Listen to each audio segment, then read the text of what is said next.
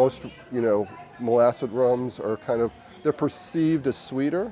Ours is you have to think more brandies and cognacs for ours versus, a sweet rum.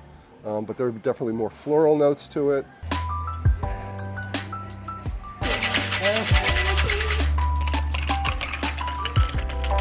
It's the perfect base for most cocktails, and the country's very own Copalli Rum, produced in southern Belize, has a unique taste that is quickly becoming the go-to spirit for Belizeans and tourists alike.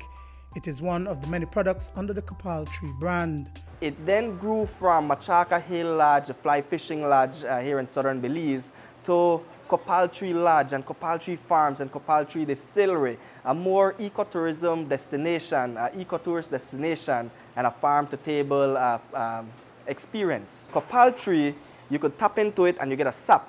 That sap is then dried and it's burned as an incense, and it's very popular in the Mayan community. It dates back all the way to the ancient Mayas. We did a little wordplay, so that influenced the name for the property, but it also influenced the name for Copalli Rum, right? Copalli rum is a spirit, and Copalli Rum is a spirit of the rainforest. 3 distinctive rums are currently produced and sold in almost all stores locally. On the international scene, Copalli Rums are found at bars and stores across the United States, as well as in 15 countries in the United Kingdom. In fact, the Copalli Organic White Rum and the Copalli Barrel Rested Organic Rum have recently won 2 prestigious awards at the 2023 International Wines and Spirits Competition in the US. It is a great feeling, and it is a representation of Belize, and even more so southern Belize here in Toledo, to know that we can make such a prestigious product that is represented globally. It took us a little bit to decide on what the varietals would be, because every cane varietals are like grape varietals. They can be very different in flavor. So we did some trials on that.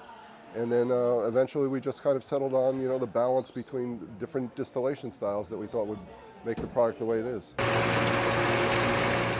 The birth of Copal Tree Distillery began 8 years ago, and President and Master Distiller Ed Teague was there from the beginning. He began as a consultant, having ran his own successful distillery in Westchester County, New York for 10 years. The vision to date is creating a rum that is sustainably produced. The complexity of its taste profiles is in its production, where cane juice and not molasses is at its core. That process begins in the fields, where red sugar cane varietals are organically produced and sustainably harvested. All certified organic. We don't add any additional sugar, no coloring, none of that to them. So our white rum, our barrel rested, and our cacao, they're all made from a local cane variety. You got to try some today, the red cane varietal, which is very native to southern Belize here. For us, rum making is an agricultural process.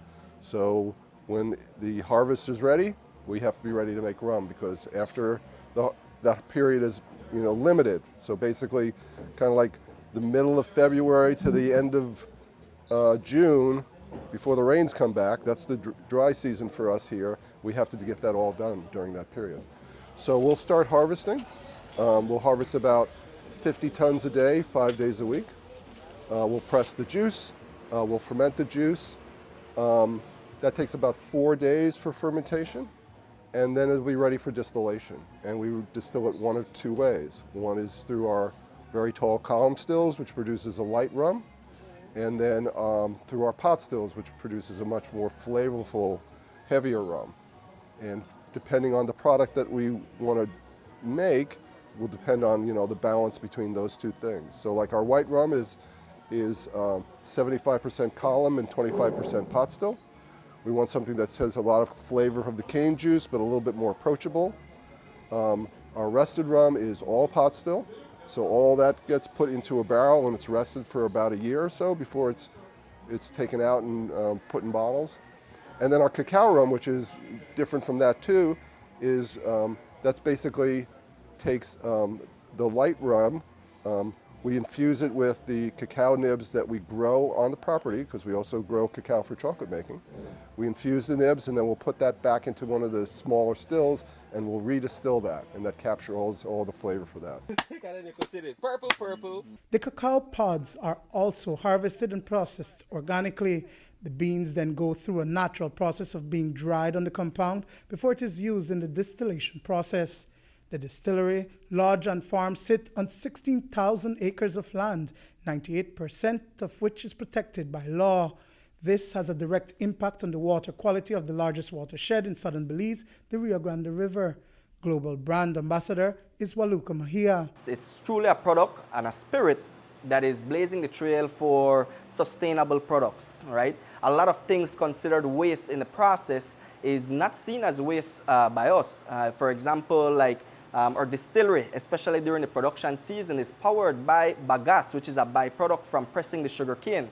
All that dehydrated cane fibers, that becomes a biofuel for the distillery, all right? A lot of sugarcane plantations and harvesting, they usually burn the fields before harvesting that sugar cane, all right?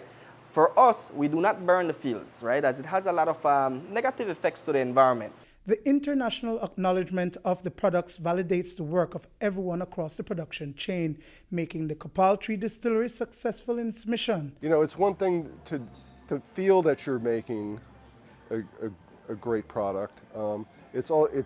And that people will buy that, and then it's also rewarding when other people recognize that you're basically telling you're doing a pretty damn good job, right? And so that's a tribute to everybody that works on the farm, because you know that's what we work with as an ingredient. Everybody who works at the distillery, their attention to detail and trying to make the best product that we can make. We're working on some different infusion things. We're also going to release a aged rum, a properly aged rum. It's 5-year this year, so that should be out probably, you know, November, December, we should have something out like that. And then we're also going to see what the world thinks of a white rum that's all pot still. Duane Moody for News 5.